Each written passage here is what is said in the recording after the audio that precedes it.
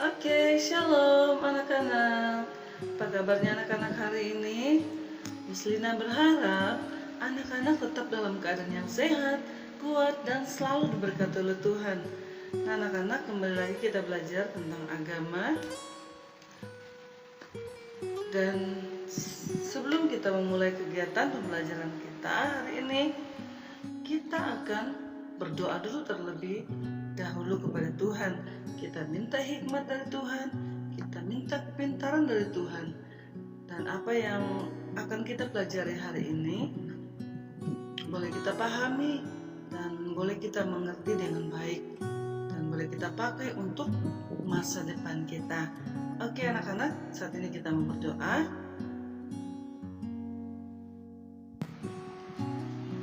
Oke, mari kita berdoa. Nanti Miss Lina yang akan pimpin di dalam doa. Mari kita berdoa. Bapa di surga, kami mengucap syukur kepada Engkau Tuhan, karena pagi yang indah ini Tuhan, kami boleh bangun dan kami boleh menikmati hari yang baru yang masih Tuhan berikan kepada kami. Terima kasih Bapa yang baik. Saat ini Tuhan, kami mau belajar. Tuhan berkati kami. Apa yang akan kami pelajari hari ini Tuhan, biarlah kami boleh mengerti dan boleh kami pahami dengan baik. Terima kasih Bapa yang baik. Tuhan berkati juga keluarga kami, orang tua kami, saudara-saudara kami. Engkau berkati mereka dalam nama Tuhan Yesus. Engkau jaga dan lindungi mereka Tuhan. Terima kasih Bapa yang baik. Saat ini Tuhan, kami mau belajar dan Tuhan terus memberikan kami semangat, memberikan kami sukacita, agar kami tetap semangat dalam mengikuti kegiatan pembelajaran hari ini. Terima kasih Bapa yang baik, kami bersyukur dan kami siap untuk belajar. Di dalam nama Tuhan Yesus, haleluya, amin.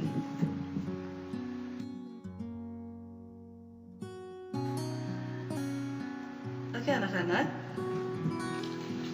materi kita hari ini tentang sukacita dalam Tuhan atau sukacita dalam Allah.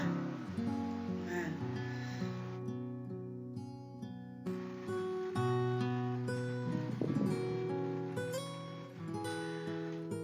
anak-anak pasti pernah melihat peristiwa kematian, bukan?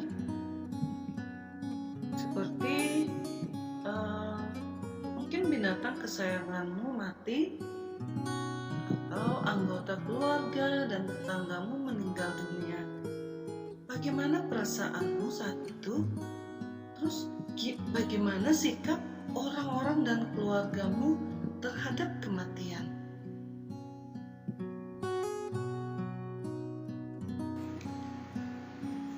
Nah anak-anak, kematian adalah suatu peristiwa yang terjadi kepada setiap manusia. Setiap manusia yang pernah dilahirkan pasti akan mengalami yang namanya kematian. Baik besar, kecil, tua, muda, ya. Dibanding peristiwa kelahiran yang disambut dengan gembira dan senang, kematian justru disambut dengan kesedihan.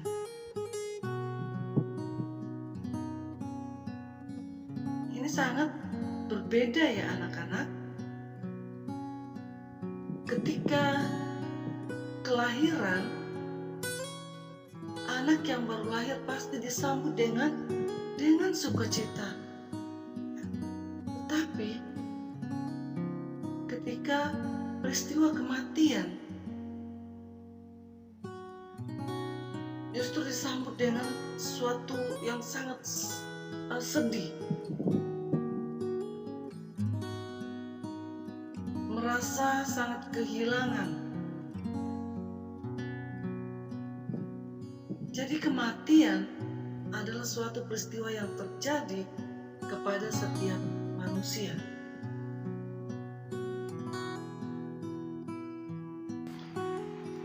Oke anak-anak, 3 hal yang membedakan kematian manusia satu dengan manusia yang lainnya adalah yang pertama, mari kita kita lihat penyebab kematian,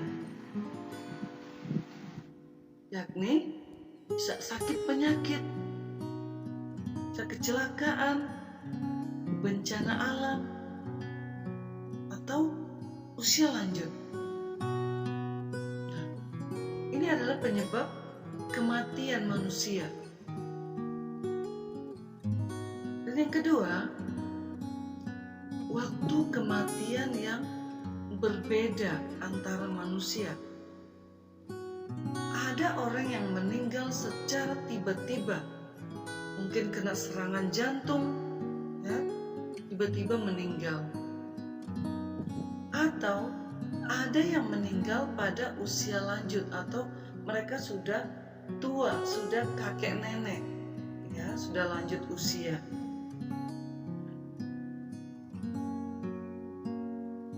Dan yang ketiga,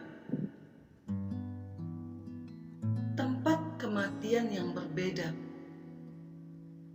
Seperti ada yang meninggal di rumah pribadi, ada juga yang meninggal di rumah sakit, di kendaraan, atau di tempat yang tidak terduga.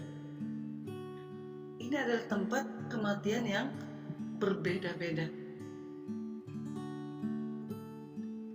Anak-anak, ini 3 hal yang membedakan kematian manusia.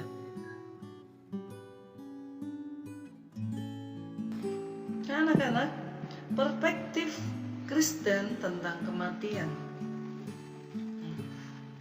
Di sini kata kematian diterjemahkan dari kata dalam bahasa Yunani, yaitu thanatos.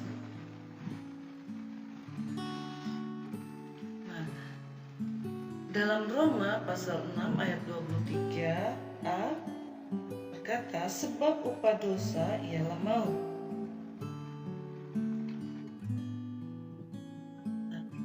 Alkitab terjemahan baru, kata tersebut diterjemahkan yaitu maut. Kata kematian berarti perpisahan.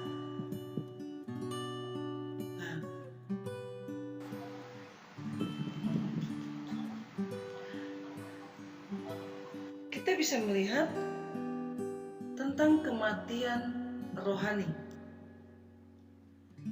Dalam kematian ini, hubungan manusia dengan Allah terputus karena dosa. Hubungan tersebut terpisah sejak Adam dan Hawa melawan perintah Allah, yakni ketika mereka memakan buah yang dilarang Tuhan.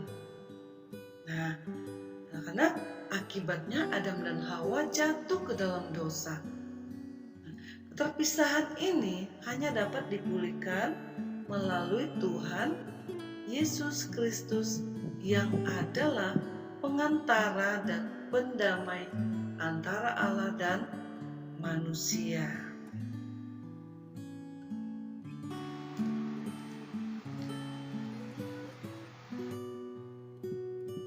Ketika manusia mau menerima uluran tangan kasih Allah, menerima kasih dan penebusnya, hubungannya dengan Allah dipulihkan.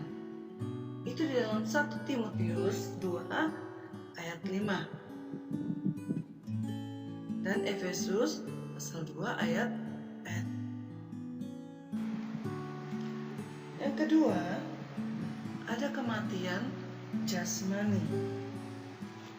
Nah, dalam kematian ini manusia mengalami pembusukan tubuh. Nah, kematian jasmani merupakan bagian yang tak terpisahkan dari hidup. Selain itu, kebutuhan manusia dibatasi oleh umur.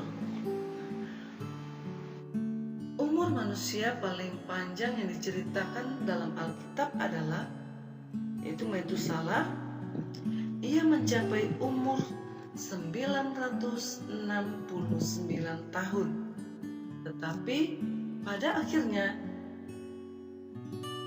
ia pun meninggal. Nah, selanjutnya Selanjutnya, Kitab Mazmur mengatakan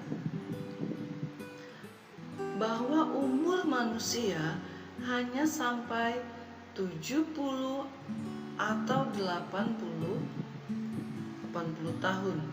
Itu berarti kematian manusia merupakan dari hidup, tetapi bukan akhir dari kehidupan. Yang ketiga, kematian kekal. Kematian kekal adalah kehidupan atau suasana hidup yang terpisah untuk selama-lamanya dengan Tuhan. Kematian merupakan peralihan pada kehidupan yang lain. Di balik kematian ini masih ada kehidupan lain, yaitu kehidupan yang kekal abadi. Bagi orang percaya, kematian merupakan peralihan pada pengharapan yang pasti dengan hidup kekal dalam kerajaan Allah. Suatu kehidupan yang indah dan sempurna. Bagi orang yang tidak percaya, kematian kekal yaitu keterpisahan dari Allah dan kasih-Nya untuk selama-lamanya.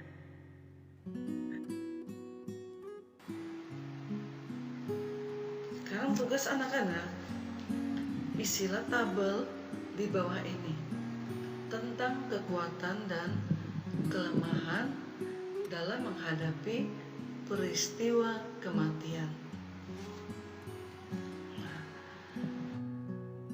Silakan anak-anak mengisi, yaitu kekuatanku saat menghadapi peristiwa kematian, kelemahan saat menghadapi peristiwa kematian. Ada kekuatan dan ada kelemahan. Nah, contoh kekuatan kita ketika menghadapi peristiwa kematian, yaitu kita mengikhlaskan, ya. Nah, sedangkan kelemahan saat menghadapi peristiwa kematian kadang-kadang tidak ikhlas. Seperti itu ya anak-anak.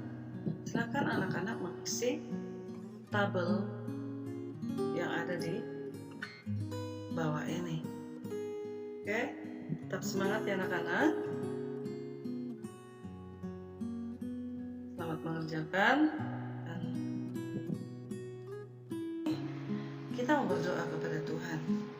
Kita mau datang bersyukur kepada Tuhan karena Tuhan sudah menolong kita dalam kita mengikuti kegiatan pembelajaran hari ini. Mari anak-anak kita mau berdoa. Nanti Miss Lina yang akan pimpin di dalam doa. Mari kita berdoa. Terima kasih Bapa, kami bersyukur atas kebaikan-Mu, atas kasih-Mu, atas pertolongan-Mu dalam kehidupan kami. Tuhan sudah menolong kami dalam kami mengikuti kegiatan pembelajaran hari ini. Terima kasih Tuhan, memberikan kami hikmat, kepintaran, agar apa yang sudah kami pelajari hari ini Bapa, kami boleh mengerti dan kami boleh pahami. Terima kasih Tuhan, berkati terus setiap kehidupan kami. Berdoa Tuhan, memberkati setiap anak-anak transformasi, tetap memberikan mereka kesehatan, kekuatan selalu Bapa. Terima kasih Tuhan Yesus yang baik. Kami bersyukur dan kami akhiri kegiatan pembelajaran kami hari ini. Hanya di dalam nama Tuhan Yesus kami berdoa bersyukur. Haleluya. Amin. Oke, tetap semangat ya anak-anak. Terima kasih. Tuhan Yesus memberkati. Shalom.